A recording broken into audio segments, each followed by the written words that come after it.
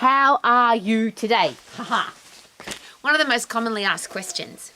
Is it possible that the words that we use to answer that question, the questions that we ask, the words that we use every day have a major effect on our headspace, our emotions, our results, whether or not we achieve our goals?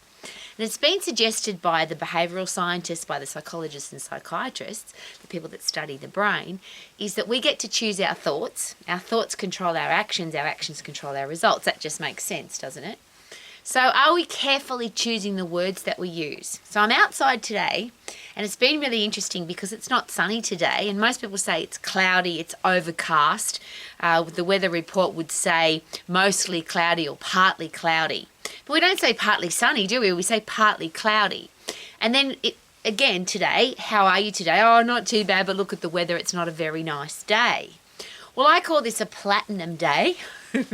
It's gorgeous. Now, I have no control over the weather, so why would I make a comment, negative or positive, about the weather? Because I can't control it. So I just appreciate every single day. But that's, of course, a choice.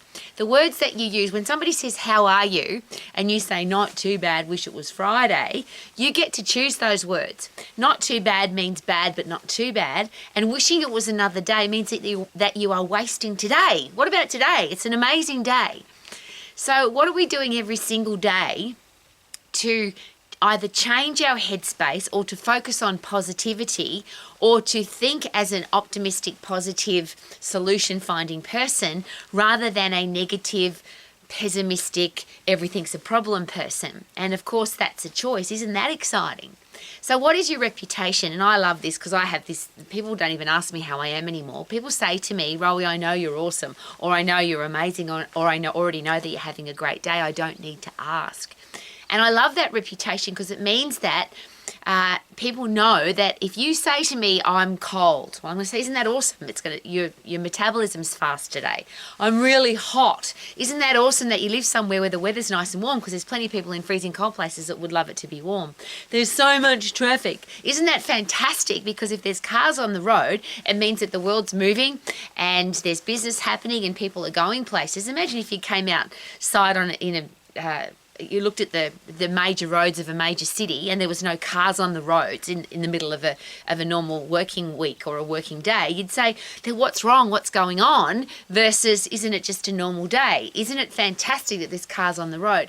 I'm sharing that with you because most things I don't have control over, but I certainly have control over how I look at them, how I feel about them, what I say about them. So when somebody asks me a question, I'm going to respond in a positive way. It doesn't matter what's going on, whether it's a horrible relationship, an injury, the government's done something stupid, there's a drought, a flood, a hurricane, a fire. Doesn't matter. There are things we can control and things that we can't control. But our words, isn't it awesome that we can control those? So if you want to change your results, is it possible that it's as simple, bring it back this way and change the words that you're using?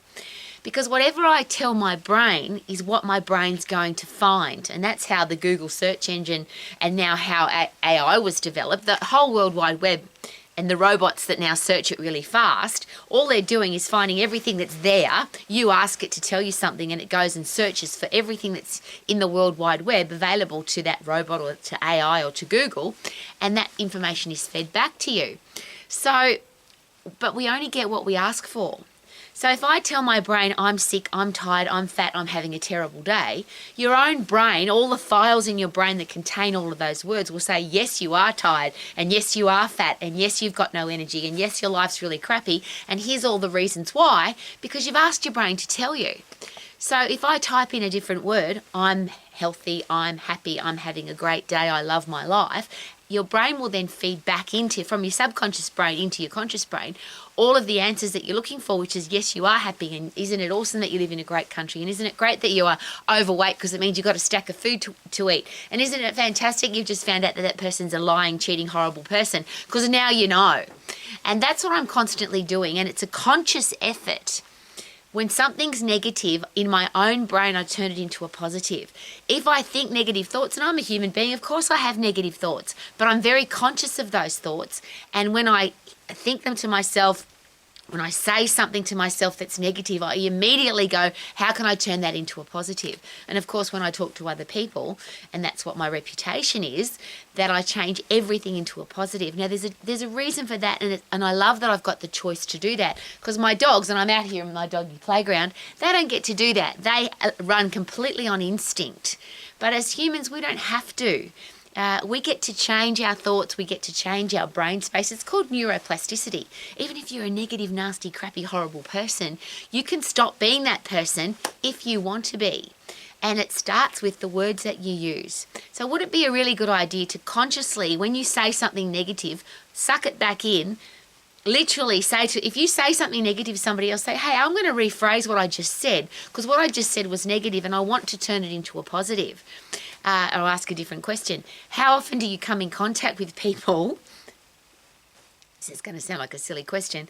When you ask them, how are you? And you wish you never asked, because they tell you how sick they are, how tired they are, how stressed they are, how terrible their life is. Now, the beautiful thing is that when somebody says that to you, you can walk away from them. You don't have to take that information in. You can block it out. You can move on. I just smile, nod, and walk away.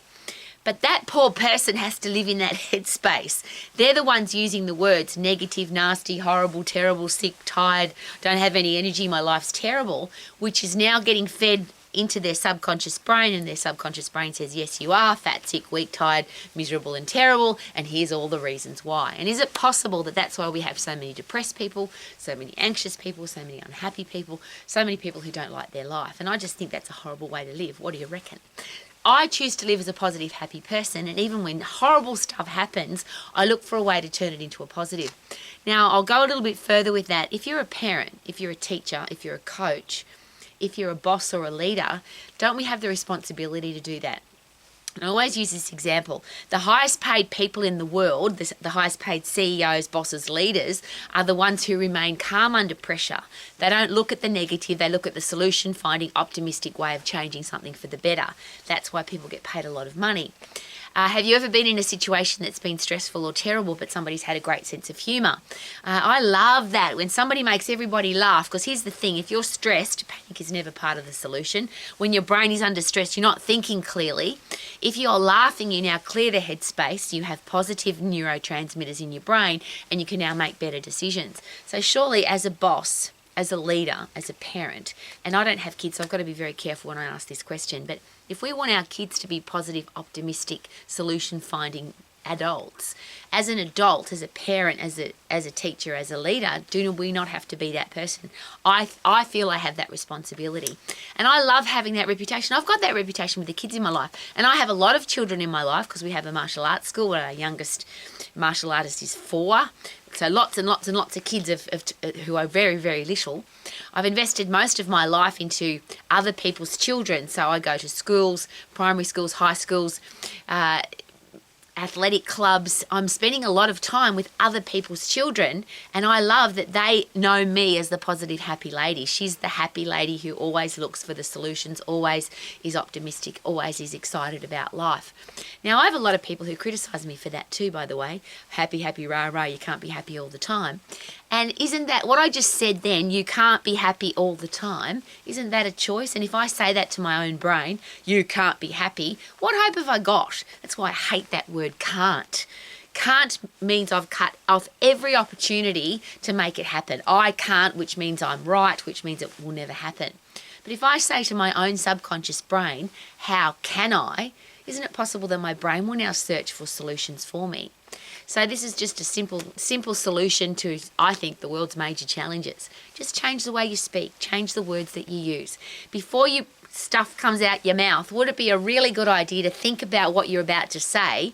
Is it going to add value? Is it positive? Is it optimistic? Will it make somebody feel better? Will it add value to the world, my world, the other person's world? And if no, and we've all heard this, I'm sure, when we were little kids, our mum said to us, if you can't say something nice, don't say anything at all. Wouldn't that be a great solution? In your own brain, if you can't be positive, don't say anything. And if you are talking to yourself negatively, could it be a really good idea to change it to a positive? And that's my very, very personal question. How do you speak about yourself to yourself when you're by yourself? What words do you use to describe yourself when you look in the mirror, when you are talking about yourself to your own self? Because if you are mean and nasty to yourself, and I always use this as an example, somebody that you really love, somebody that you really care about, you haven't seen them for a very long time, and they're about to come and visit you. So maybe it's a year or 6 months, and you love them dearly. Is it possible that you would tidy your house, make sure that you look amazing, cook them a lovely meal, take them out for dinner, do something really special for them? That's what we do for the people that we love. Imagine if that special person walked into your home, walked into a restaurant, you hadn't seen them for a long time and you love them dearly, and you said to them, wow, you're really fat, you haven't been looking after yourself, you look disgusting, and by the way you're talking, you sound really stupid. They're the things that some people say to themselves. I'm fat, I'm ugly, I'm stupid. When you make a mistake, oh, I'm such an idiot for making such a mistake. How about this? Isn't it awesome that I'm making mistakes because it means I'm having a go? That's the ability to turn any negative statement, any negative word, before you say it, could it be a really good idea to turn it into a positive? So for me today, it's a beautiful platinum day. It's white gold today. And I'm thoroughly enjoying it because look at it, it's just gorgeous. I love being outside. I love fresh air. And today there's not much sunshine, but we've got the platinum sky that's just beautiful. I get to choose my words. You get to choose yours. We get to choose how we live. So why not live your life to the max? Super duper doo. How are you? Puppy dogs. Woo! Look at my gorgeous puppy dogs. 1, 2, 3, 4, 5.